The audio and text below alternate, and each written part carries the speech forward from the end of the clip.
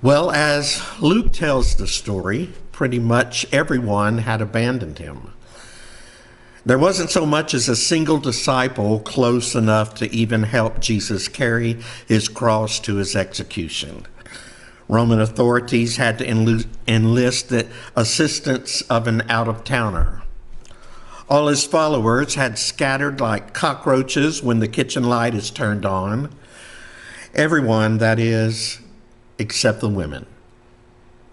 The women were the ones who had followed him all the way from Galilee. They were the only ones who had witnessed his death to its gruesome end and seen him laid gently in a tomb that another out-of-towner had reserved for that day. And the women were the ones who, despite their grief, recognizing that there were still things to be done, went home to prepare ointments and spices that would be placed on the corpse later on. Thank God for the women. But no sooner had they finished the preparation of the ointments and spices than they realized it was the Sabbath, a day for ceasing from all activity, a day that would be marked by tears and unanswered questions and the sort of grief that racks the body and shreds the soul to pieces. But as soon as the Sabbath had passed, at the breaking of dawn, in fact, and as soon as they could pack up everything, they set out for the tomb, probably expecting that they would have to rope someone into rolling the stone away for them. They were stunned to find it already rolled away. They slowly crept closer, maybe expecting to catch a glimpse of the grave robbers, or at the very least expecting to be greeted with the foul odor of a corpse that had begun the process of decay. Instead, they were greeted not with a decaying corpse, but a couple of well-dressed men in the empty tomb asking them why in the world they would expect to find Jesus here of all places, and pointing out to them that he had risen. Well, now this was certainly some headline news that was worth sharing. So they hightailed it back to the disciples, those brave and devoted souls who remained hidden behind locked doors, and broke the news to them. The men, though, assuming the women were just delusional, dismissed their story as nothing more than an idle tale.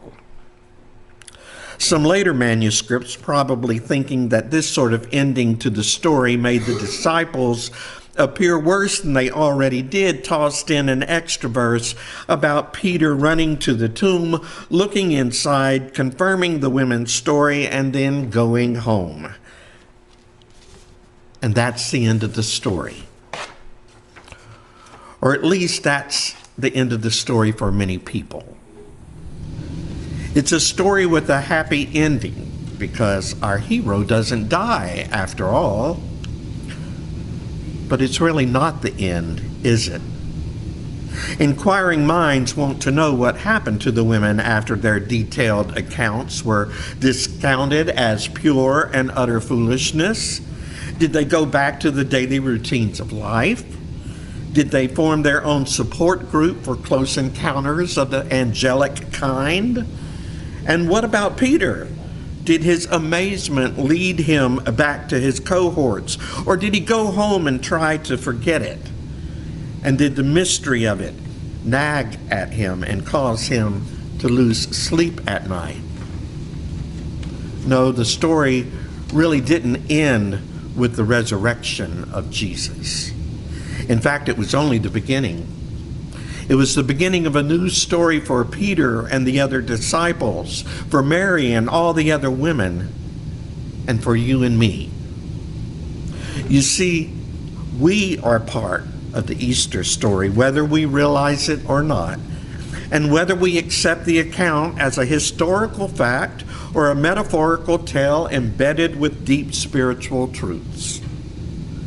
Every time we enter the tombs of our lives, every time we are confronted with the darkness of chaos and uncertainty, and heartache, we write a new chapter in the Easter story.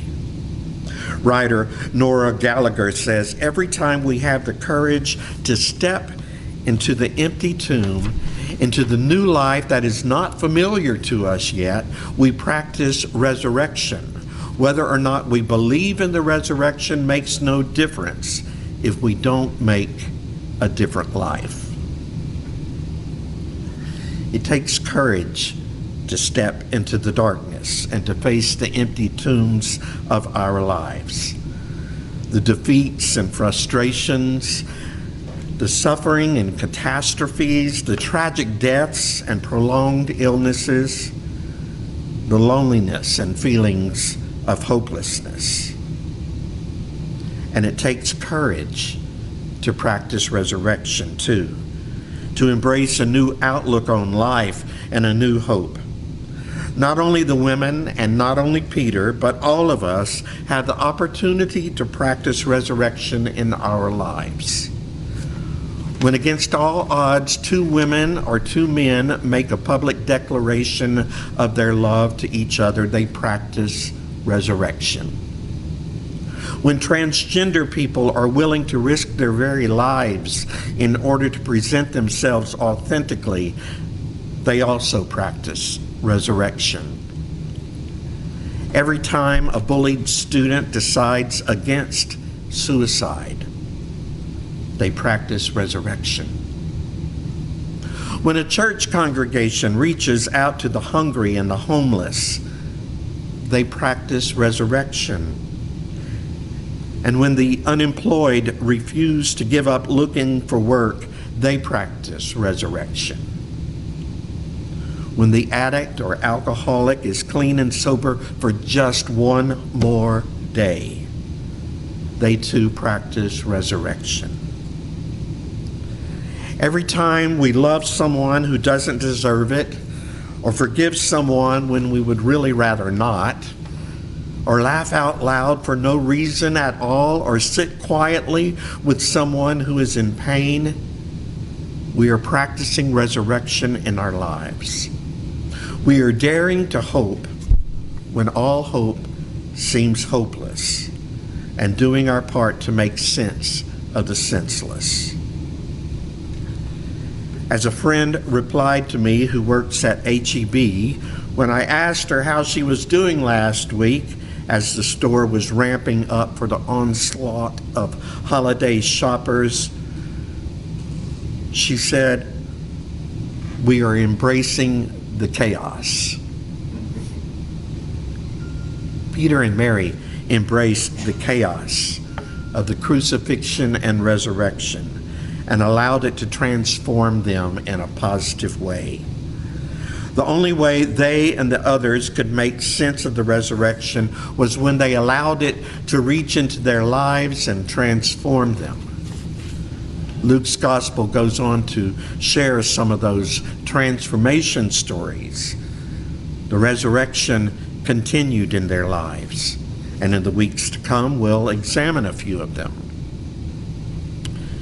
Easter is not a once-a-year day when we dress up and go to church whether we want to or not. It's not about exuberant music or lilies decorating the sanctuary. It isn't about baked ham for dinner or Easter egg hunts for the children. Easter isn't about soft bunnies or chocolate. And it's more than a story about the resuscitation of a man who died. It's nothing unless it inhabits our own lives, unless we practice resurrection for ourselves. There's a certain sort of power that comes in deciding to practice resurrection instead of the alternative. There's power in allowing it to transform our lives. The real power of the Easter story is not what happens inside this church today, but what happens when we turn and leave this place. Will our lives be the healing agents of the world? Will we transform the world as we ourselves experience our own transformation? We are as much a part of the story as Peter and Mary. The story may have begun at the tomb, but it continues this day when we practice resurrection in our everyday lives, when we gather our courage and make the decision to rise above hopelessness, when we assemble each week with others and break the bread and share the cup, when we draw from their strength and make it our own. That's what it means to be an Easter people. It means choosing to hope when all hope seems to be lost. It means choosing to forgive when every fiber of our being aches for revenge. It means allowing others to love us until we can finally learn to love ourselves. And that's what comes out of this supernatural story, which seems too bizarre to even be true. That's what practicing resurrection in our everyday life is like. May each of us practice until we get it right. Amen.